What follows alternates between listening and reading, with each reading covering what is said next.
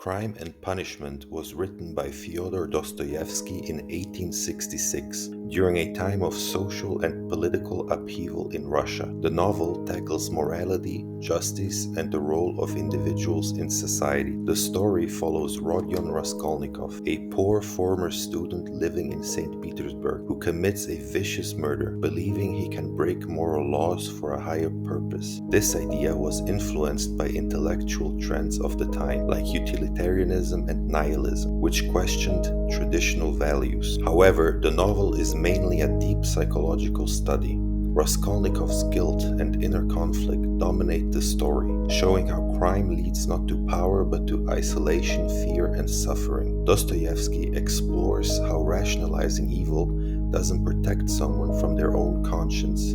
The harsh social realities of 19th century Russia, poverty, injustice, and alienation form the backdrop, highlighting how difficult circumstances can push people toward desperation and moral confusion. Raskolnikov could be seen as an outlier or as a representation of us all if pushed to the extremes mentally.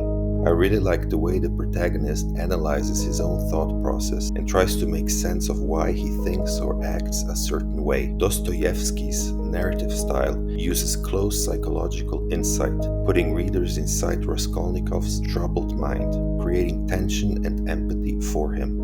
I have read this book twice. The first time was when I was very young. I didn't really get it, but still enjoyed reading it. The second time, when I was older, I understood more of the nuances, and it became one of my favorite books. I will probably read it again at some point in my life. Anyone interested in psychology, crime, and bleak themes in general should give this classic a try.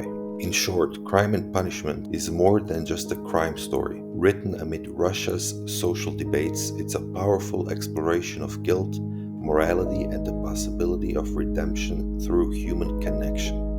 The book has many beautifully written passages and dialogues. It also includes many great quotes, such as the following: "Your worst sin is that you have destroyed and betrayed yourself for nothing. I did not bow down to you.